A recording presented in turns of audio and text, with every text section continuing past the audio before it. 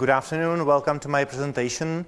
I'm going to talk about our experience of porting .NET Core to Unix. I am the member of team at Microsoft that was doing the porting, and I think it will be pretty low level. So the plan is to have 30 minutes of presentation, then I have 5 minutes of demo, and in the end I will have 5 minutes left for questions. So if you can leave the questions until the end, it would be nice. But obviously, if you want to ask a question in the middle of my talk, please do so. So is there anyone who doesn't know what .NET is? Okay, so anyways, .NET is a versatile application development platform that supports multiple modern languages. It uses I should say managed languages, which means it uses garbage collection for memory management. The languages that Microsoft supports or develops directly are C#, F#, VB.NET, or C++/CLI, but there are many other languages that are supported by third parties like Python and others. And the .NET Core that I am going to talk about is basically a new version of .NET. It was created primarily for the purpose of ASP.NET, which is it is slimmed down on the framework layer, and it's basically developed so that we can deliver great performance on .NET web applications, but it's still very useful, and it can work well for other purposes like console applications and now for cross-platform development.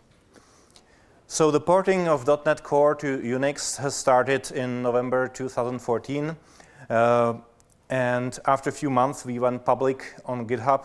It was in February 2015. When I say we went public, it means that it's like living development in open source community. It's not just a snapshot of the state of what we have.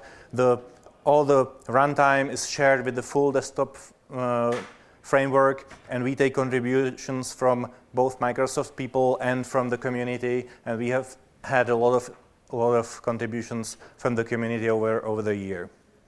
And the final release of this is planned for later this year, so for now it's still work in progress. There are still some rough edges. We are feature complete at this point, but we need to work more on like the user friendliness of some tools and stuff like that.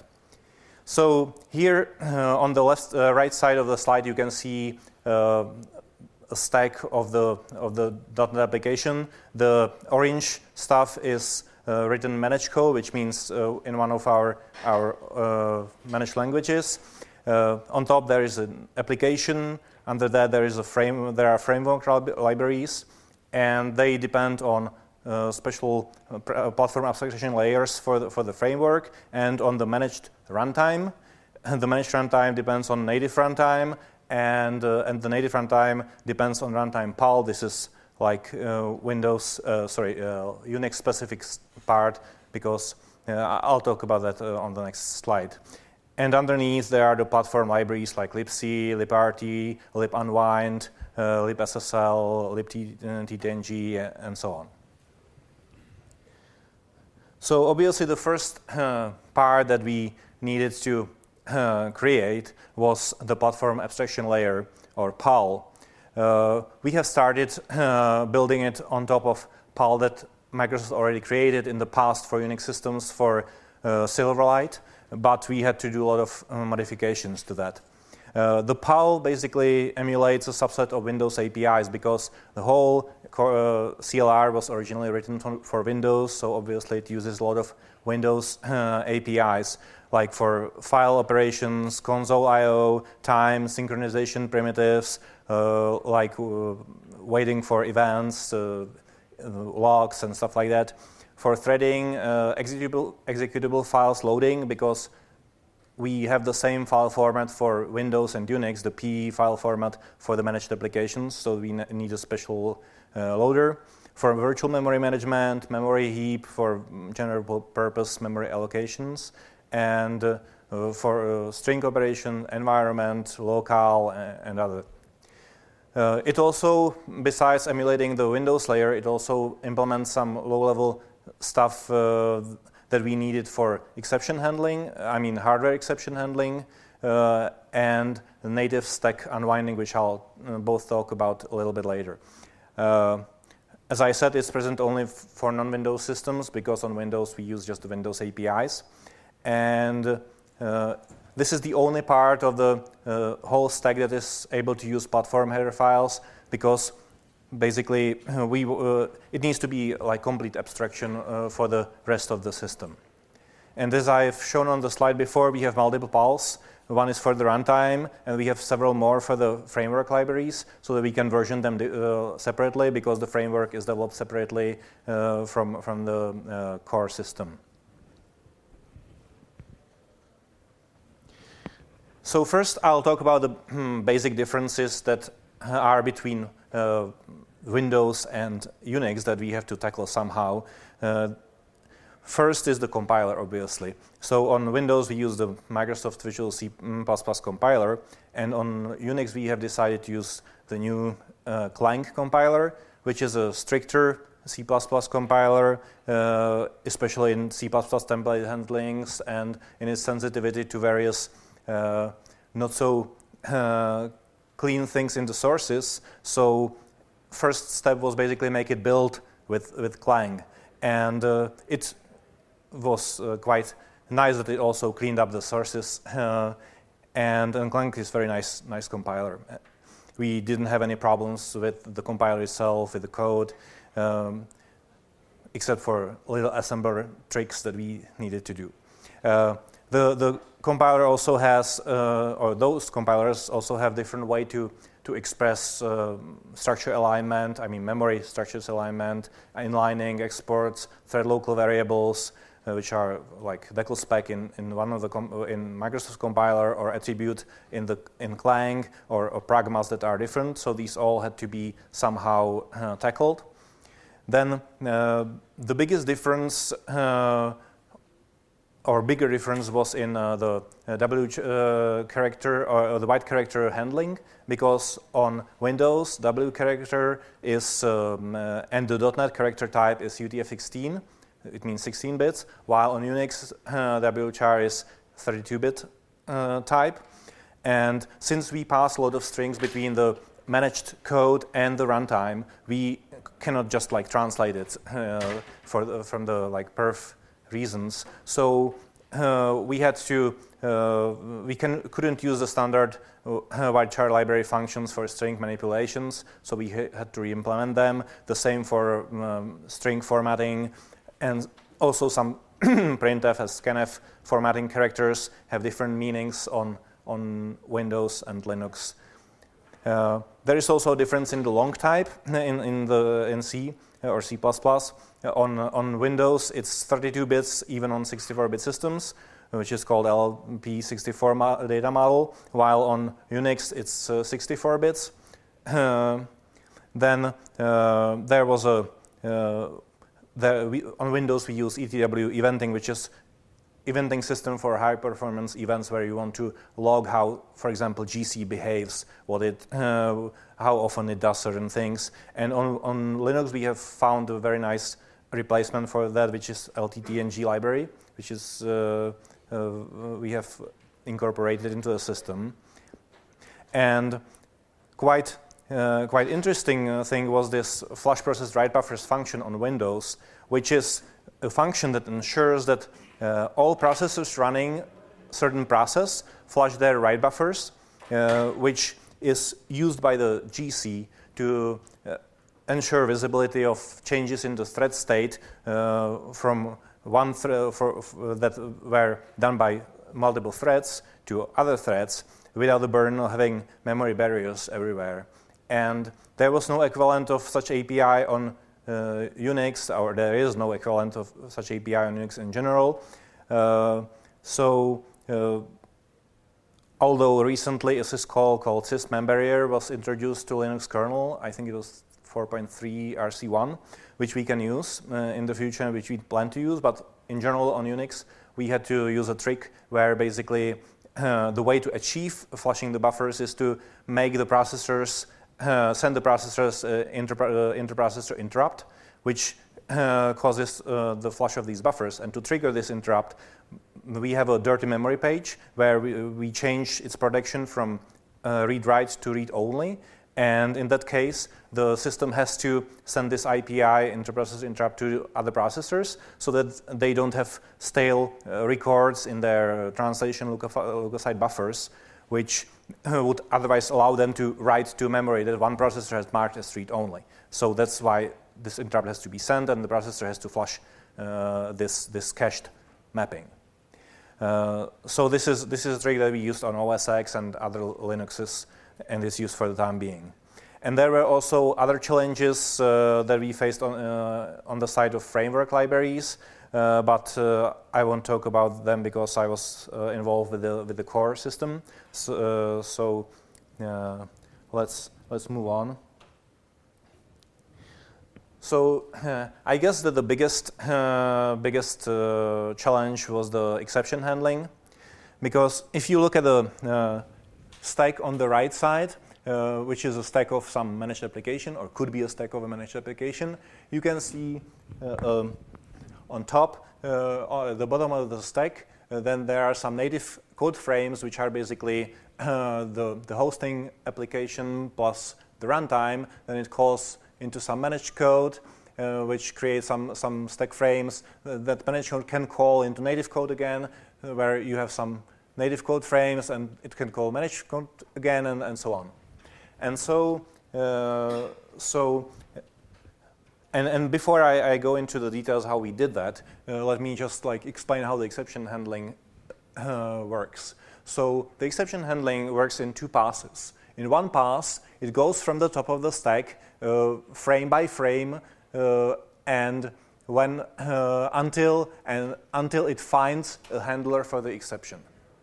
And when it finds the handler for the exception, which is a catch for in C++, basically, then it starts a second pass. And in the second pass, it walks the stack again, but now it destroys all the objects on the stack, calls as destructors in C++, until it gets to the place where the exception is handled, and it reclaims the stack. So basically, when the exception is handled, say if it was in this frame, then all of this part of the stack is gone. So on Windows, this could be done in or I should say one more thing, that you need to have a way to basically walk the stack. You need to have a way to go from one stack frame to the next one, which is easy for the native frames, because the compiler that compiles the native code generated it for you. It's stored in some data sections in the executable file, and the platform-specific unwinder can unwind it. For the managed code, it's different because it's generated code and is generated by the just-in-time compiler. And on Windows, we didn't have any problem with that because Windows has a centralized exception handling that allows you to register any function with the exception handling code. You can basically specify so-called unwind information for each function. That then and the system then knows how to move to the next frame, because the frame it means how to get the IP address, the stack pointer of the next frame, and to restore some registers. While on Unix there is no such support for dynamic registration of this information. And so what we basically had to do in the first pass, in the first pass, we used libunwind, which is a library available on Unix. There are two actually libunwinds. One is libunwind called libunwind 8, and the other is libunwind from the LLVM project, which was not available as a separate library at the time when we started porting. So we used the other one, which is originally came from HP, if I remember it correctly. And this library basically understands the the dwarf unwind information that's in the executables on Linux and can unwind the native frames. For the managed frames, we used a copy of the Windows unwinder, and the just-in-time compiler generates the Windows unwind style, unwind information, and we can use that. So in first pass, we basically walk the managed frames. When we hit the native frame, we switch to the lib unwind and walk the native frames and so on until we find the handler for that exception. Then in the second pass, we do basically similar thing for the managed code frames where we walk them using the lib unwind and call for each frame we call a function in the runtime that's responsible for destroying objects in that frame and doing all other needed stuff in the managed frames.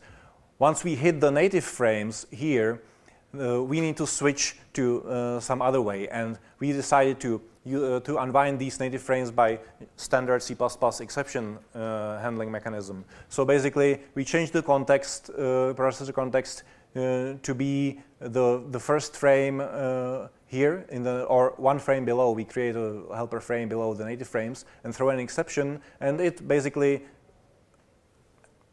is handled by the standard C++ compiler unwinding. And here at the boundary with the managed code, we have a special catch that in case where if the exception wasn't caught in these native frames somewhere in the middle, because it can happen, there can be handler as well, then we catch it here and switch back to our managed stack unwinder for the copy that I've talked about.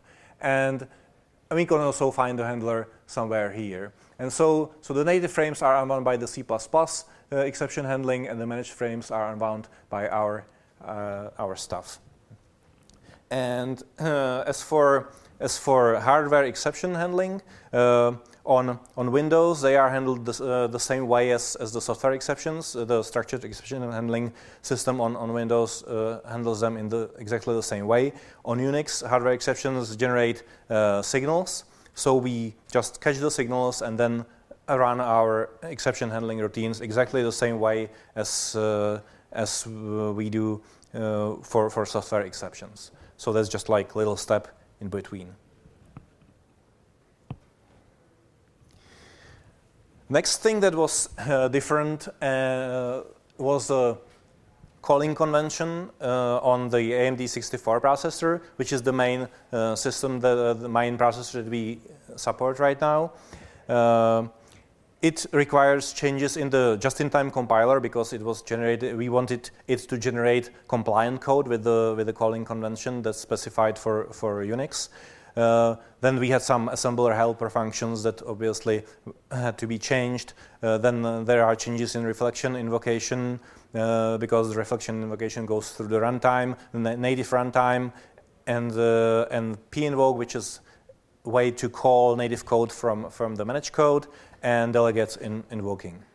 The differences are that parameters or in the way that the parameters can be passed in registers. On Windows you have, or on Unix you have two more general purpose registers that you can use for passing parameters, which is RDI and RSI, and four more floating point registers, the XMM ones that you can use. And obviously the just-in-time compiler needs to know that and generate proper code. It needs to know that, for example, this pointer is always in the first parameter, so it has to go to RDI, not RCX, and stuff like that. Then there are different callee saved registers, which are registers that basically the callee is required to preserve for the caller. So if a caller calls a callee and the callee wants to modify or use some of these registers, he needs to store them and restore them before it returns. So there are like two less callee saved registers on Unix because they are used actually for parameters. But the biggest difference is in structures passing by value. When on Windows you can pass structs only that are like 1, 2, 4, or 8 bytes long, and they can be passed only in single register. and all of the others are passed by explicit reference, where you have a pointer in a register to the structure that's stored on the stack. On Unix, there are structs up to 16 bytes long, can be passed and returned in one or two registers, and it can be a combination of general purpose and XMM registers. And this basically caused the most changes that were needed in the runtime, because that changed a lot of places. Now you can have, I mean, it's difficult to explain in a short way, but you can imagine that if you had a way where you specify a register index to pass a parameter, now you have two, and they can be interleaved with the folding main registers. It's a complication. And larger structures are passed on stack by implicit reference, which means there is no pointer in a register, but it's like a fixed offset that points to the parent caller frame, and that's where the structure is stored. And similarly for return values, where on Windows the return value can be in RAX for 1, 2, 4, or 8 byte scalars, not structures, or in XMM 0 register for floating point or doubles, or M128 register types. On Unix, you can use RAX and RDX, XMM 0 or XMM 1, and you can also pass or return structures in the same way as you can pass them to the function. And obviously on both systems, if the return value doesn't fit into the registers for some reason, the caller reserves space on stack and passes it as a parameter, as in the first argument register, to the function. Then runtime suspension is another very important feature which is needed for the GC. It basically ensures that no thread is running managed code at the time when the runtime is suspended, so that the GC can walk the stack, find the objects that are on the stack, and so it can know that those objects and the objects referred from those are still alive. And we have basically, the way it works is that you set some global flag in the runtime that says now the suspension begins, and then there are three ways how the actual suspension happens. One is that there is a barrier at the boundary between managed code, or where managed code calls native code, and this boundary basically, what it does is that when the native code returns to that place, it just stops there waiting for that for the runtime to end. If the code was not running native code, then we use two other ways. One way is we call it hijacking return address, which means that we look up the return address of the current function and change it on the stack to point to our function that does the similar thing as the barrier. It means waits until the suspension is done. And for certain functions, this wouldn't work very well, because just imagine a function that has a long loop, and you don't really want to wait until the loop ends for the GC to kick in. So for these functions, we basically redirect the context of the thread immediately to our function. But this function has to be specially prepared for that, so that you can actually do it. On Windows and also on OS X, we use the thread suspension for that. But on most Unixes, there is no thread suspension API. The way it works with the thread suspension is that we suspend the thread, read its context, it means the process registers, check if it's in the native code. If it is in the native code, you just let it run, because it will eventually hit the barrier, and it will never walk back to the managed code again. For the other two cases, for the hijacking, we just modify the return address and again resume the thread, and it returns. Once it returns from the function, it goes to our function that waits. And for the last thing, we modify really the context, the IP, to point to our function. For most Unixes, as I said, there is no suspension API, so we use real-time signals that basically interrupt we send to the threads that we want to suspend. It interrupts the thread and runs a handler. And in that handler, again, we check whether we are we read the context because it's part of the parameters that we get from the signal. We check whether it was running in the native code. If it was, we let it. We return from that and let it run. If it was, if we can hijack the return address, we do that and return again from the handler. And if in the third case, we just wait in the handler until the suspension ends. So that's for the runtime suspension.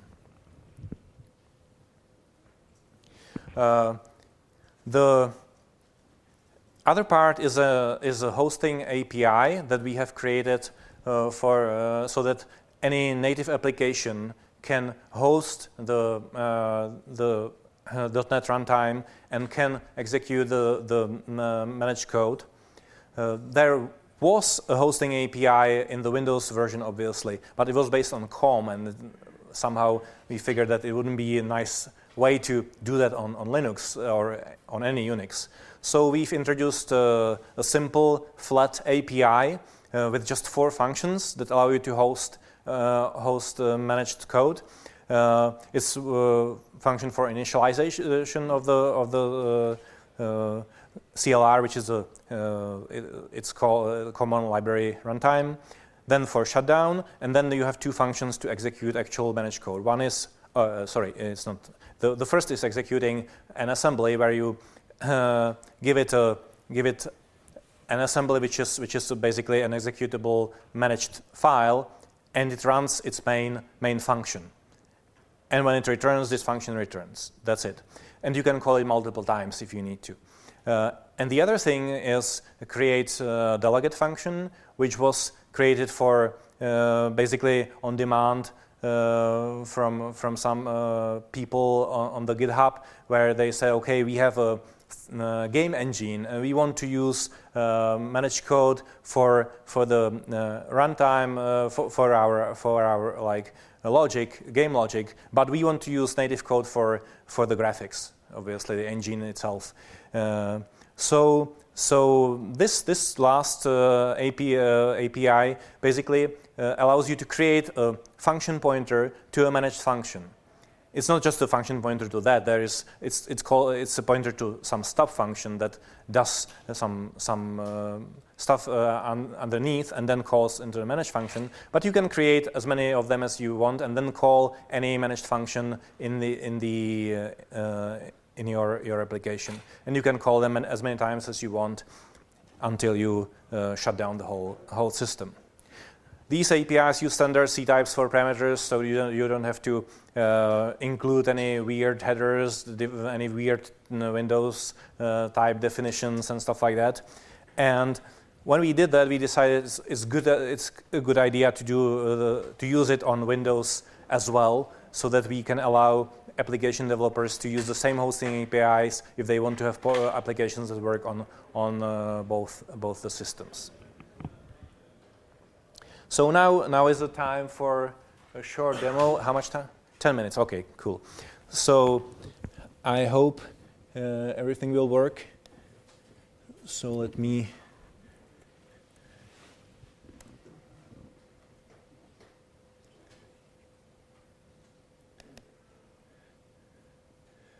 open CentOS here.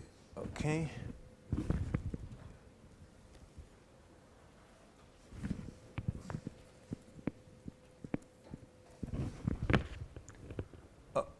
I need to make it a little smaller. I was not sure.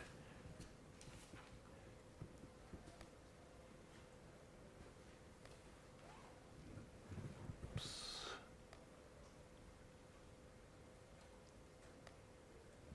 All right.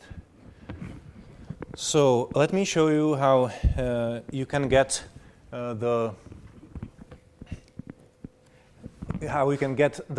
CoreCLR the .NET Core framework, and how you can compile and run a simple application. So let me create a demo folder here. Then I have somewhere here get for the, where it is, sorry.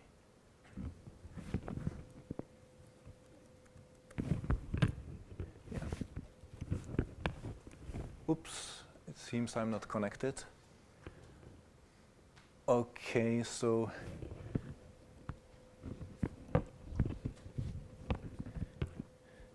okay, let me actually skip this installation step because I don't know what's wrong with that.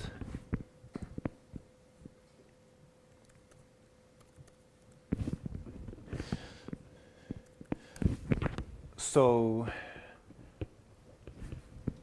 there is an application which is this program. It's a very simple hello world. So tell me what should I put here just so that... What? Space between Red and Hat. Okay. All right.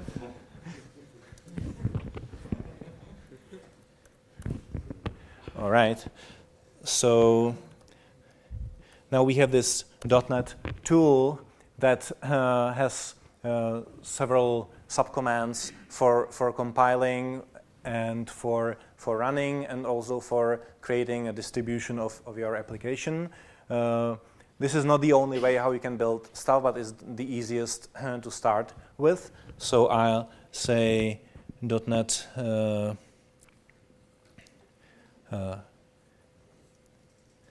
compile.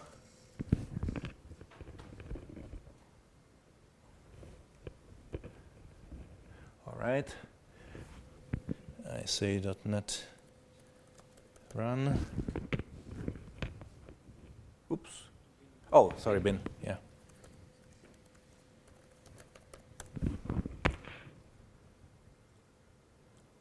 Yeah, there's. Here you go. Thank you.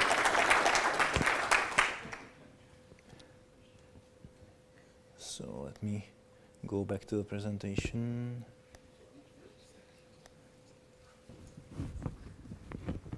Okay, so you will be able to get this presentation later, and you have the link to get the tools. We obviously plan to have some better distribution means, so we will create RPM package with all of this stuff. We already have packages for Ubuntu, but for Red Hat, I was hoping for it to be ready for this conference, but unfortunately it was not. So you need to get this tarball and just untar it, and you will get the binary for it in there. And the way I've created, you can create a simple Hello World project is that there is this like helper command.NET new, which creates you this simple Hello World program.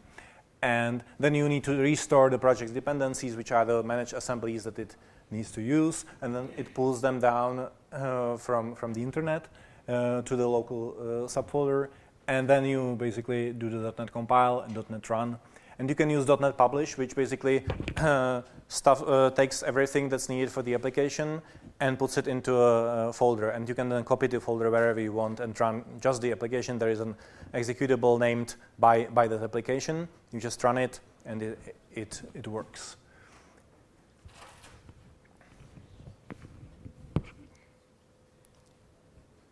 So this is the end. So now it's time for questions. If you have some, I'll be happy to answer. Okay. You said that you emulate Windows API on Unix. What is the usual performance overhead of this approach? It depends on what API you emulate, right?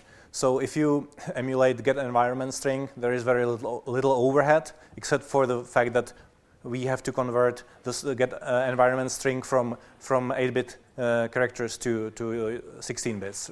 But difficulties are in the area of like things like logs, semaphores, mutexes, or, for example, waiting for multiple events, which are things that pthreads, which we use on Unix for threads, doesn't support. But I cannot really, well, I should put it this way. We have run some benchmarks of a code, web server code, compared to Windows and Linux, and we are basically on par. In some cases, a little bit faster on Linux, even with these. The memory consumption, do you need to maintain some data structures in the emulation? Yeah, we have to maintain some for virtual memory allocations. We maintain some data structures so that there is one unfortunate thing, which is that, for example, the virtual memory freeing function on Windows doesn't require to supply size of the region, while on Unix you have to supply it. So we have to somehow store it and remember it for all the allocations. So that was one of the things. But there is, even for threads, we have some like data keeping that we need to do. So yeah. Same subject. That was another guy, if I may. Yeah. Yeah. So I remember there was this thing called CoreCLR, like 2004. Yeah. Yeah. That one I remember was really limited, like the JIT was. Yeah. Yeah, it was very limited version. It basically was I think it was the stuff that was originally like used for the Silverlight, and then it was but the stuff that was basically made public was the GC, as you said, or jitter was limited, because at that point we didn't have we weren't that open source friendly company, and we just thrown out here are the sources, you can take a look, do whatever you want with them, but it was no like light development. So can you confirm that whatever's on GitHub now is exactly, or maybe with small lag, whatever ships with Windows? It is. Yeah. Everything in the runtime is exactly the same. There are if-defs that are for the full desktop runtime, because it has more some additional functionality that are not in the core profile, but it is. It's a small lag coming down from GitHub into Windows. It takes a little time to get in.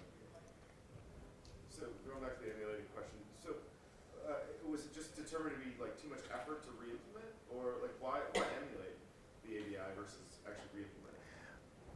Because the core CLR is quite big. I mean, this is the native runtime, and like it has these native functions. I mean, the Windows functions call all over the place, and we still want the same like runtime. It's not like Linux port. This means that the runtime that's on GitHub is the Windows one as well. It's like compiles for both, so we couldn't just replace them with something else, right? Yeah, there's been other efforts that re-implemented the Windows API on Linux. Oh, you mean like using some other effort? We already had that from the from that router and Silverlight. The PAL was basically the PAL existed. We just modified that. So we had, when we started porting, we didn't have to create the whole PAL again. Do you think you will ultimately want to re-implement, or is it?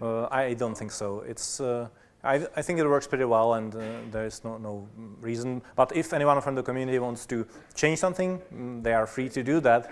Sure. I mean, yeah, everyone is welcome to participate, because. Yeah.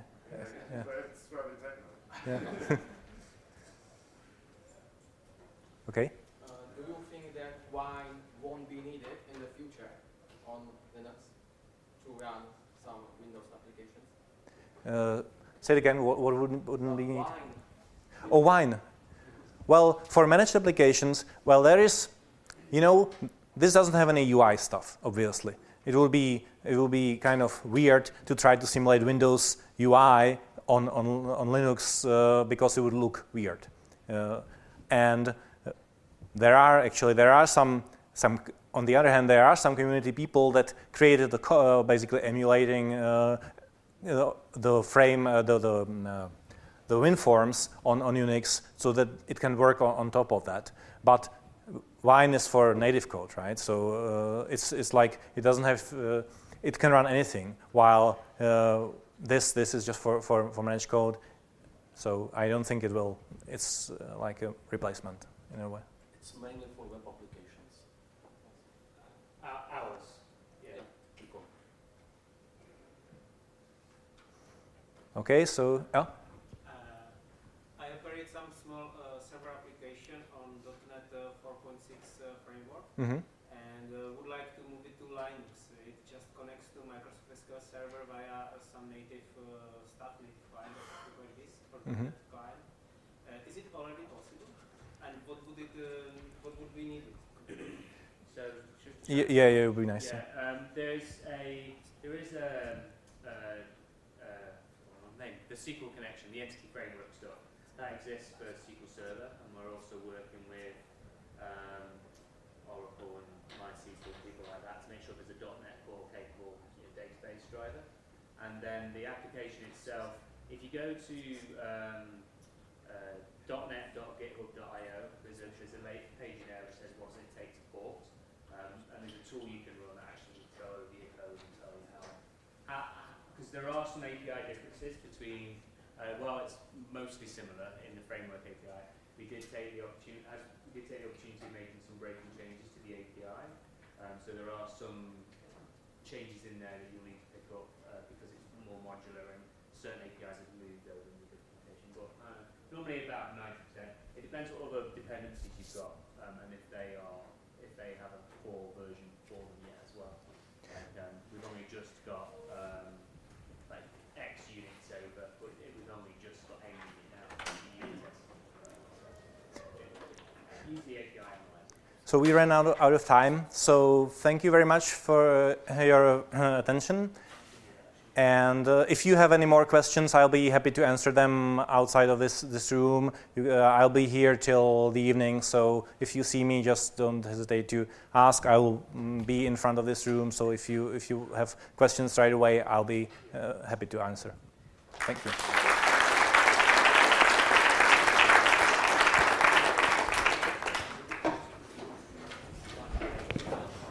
And I have something for the first 3 questions. Okay. Oh, I have one already. Okay. Okay.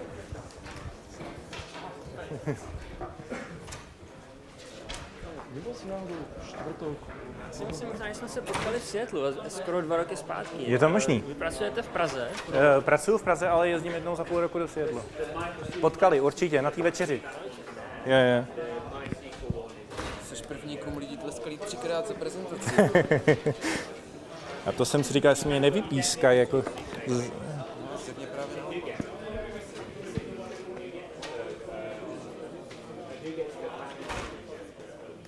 Tak, vypneme.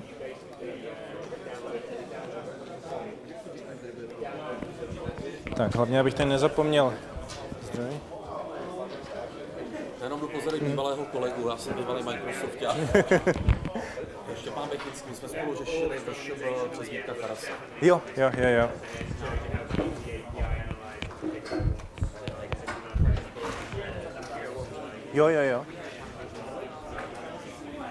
Mhm.